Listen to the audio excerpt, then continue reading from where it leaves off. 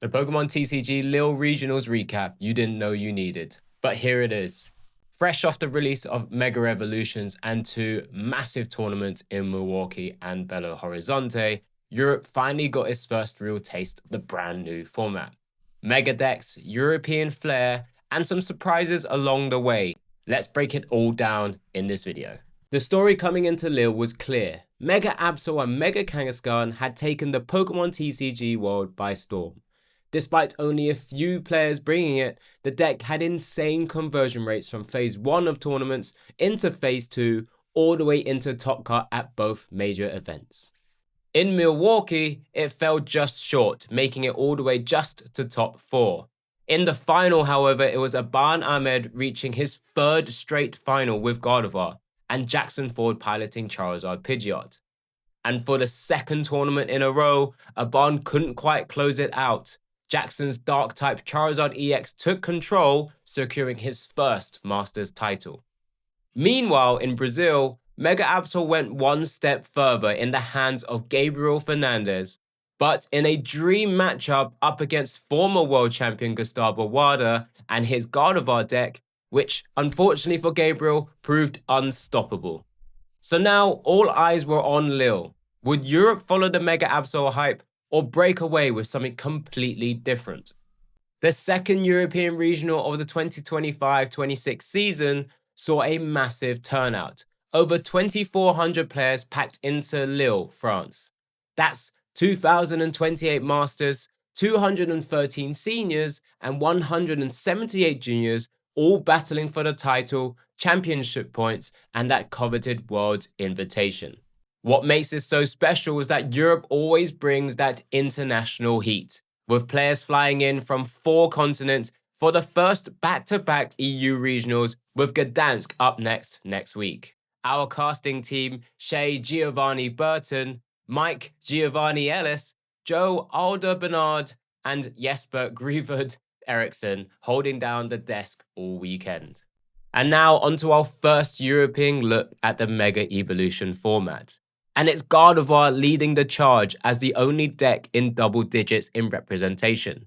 Behind it, a tight race. Go, Charizard, Ceruledge, and Dragapult Dusknoir, with Grimmsnarl rounding out the top 6.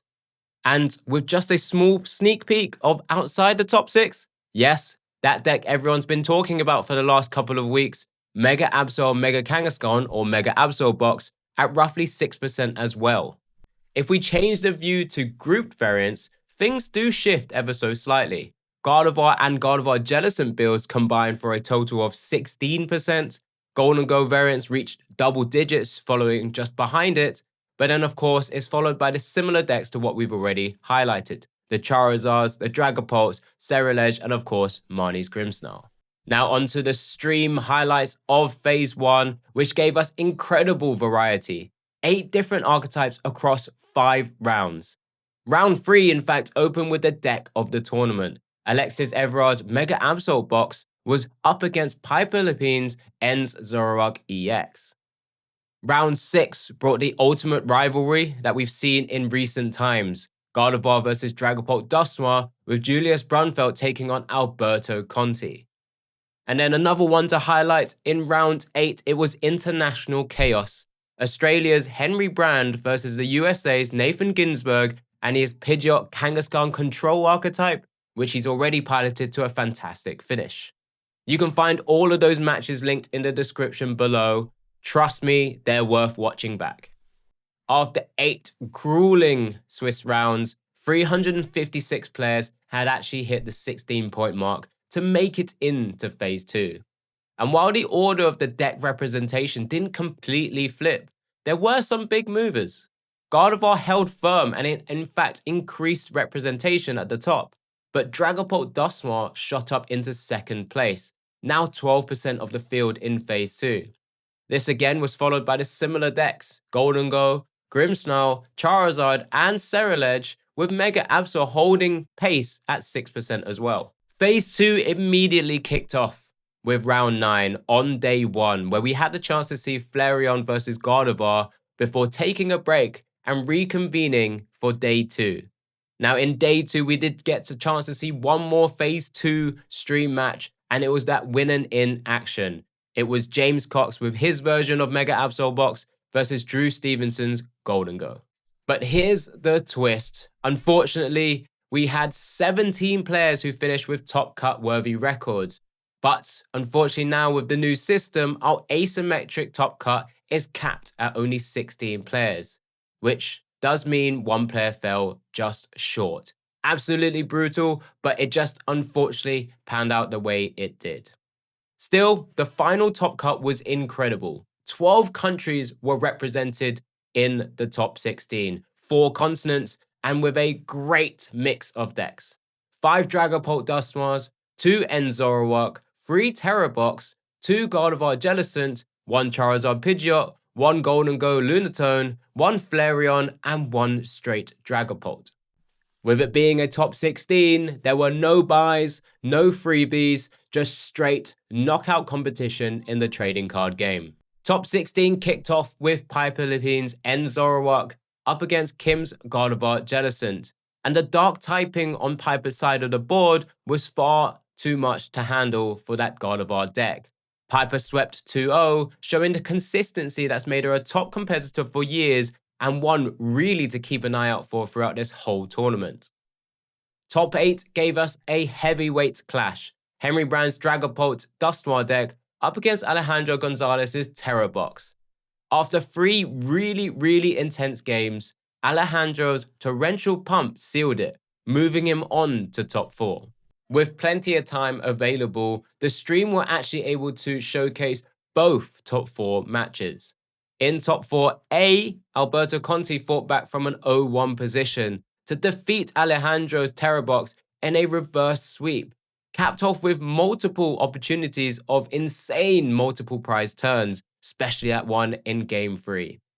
In the other top 4B, Piper Lippine's run finally ended at the hands of Alexander Rutovic's Dragapult Dusknoir after an Itchy Pollen in Game 3 just simply locked her out and left her helpless, unable to bring those Zoroarks into play, and meant Alexander was able to piece together the victory and Phantom Dive to take himself into the final. And those 2 top 4s set up our final, Dragapult Dusknoir versus Dragapult Dusknoir, Alberto Conti versus Alexander Rutovic.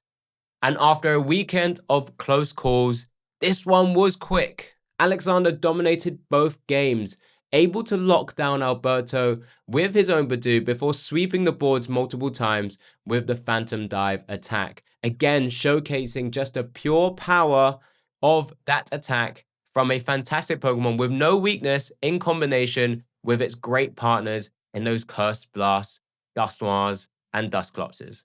And with that, Alexander Rutovic is your Pokemon Lille regional champion. As always, it's great to also showcase the younger divisions who represent the future of the game. And the younger divisions also had huge showings and of great variety. If we look at the seniors metagame, Charizard Pidgeot led the way, followed by Gardevoir, Raging Bolt, Dragapult, and Golden Go. The title in the end went to Kian from the Netherlands, piloting that Golden Go deck, defeating Nathan's Dragapult Charizard. In the juniors division, it was actually Dragapult Dusknoir which was the most played deck, followed by Ceruledge and Raging Bolt. And it was Antony from the UK taking it all down with Gardevoir Jellicent, defeating Annabelle's standard Gardevoir in the finals. And what's next from here? Of course, we've already mentioned it, it's Gdansk. Back-to-back weekends for Europe means Europe is now heading to the Amber capital for another Mega Evolution Showdown. Whilst at the same time, down under, Brisbane Regionals is also kicking off. 2 continents, 1 format, things are about to get spicy. And that wraps up the Real Legionals recap. Thank you so much for tuning in. If you enjoyed the video, drop a like, please subscribe, and just let me know if you'd like to your favorite match or deck from the Lille Regional Championships in the comments below. More regionals, more recaps, coming to you soon. See you guys later.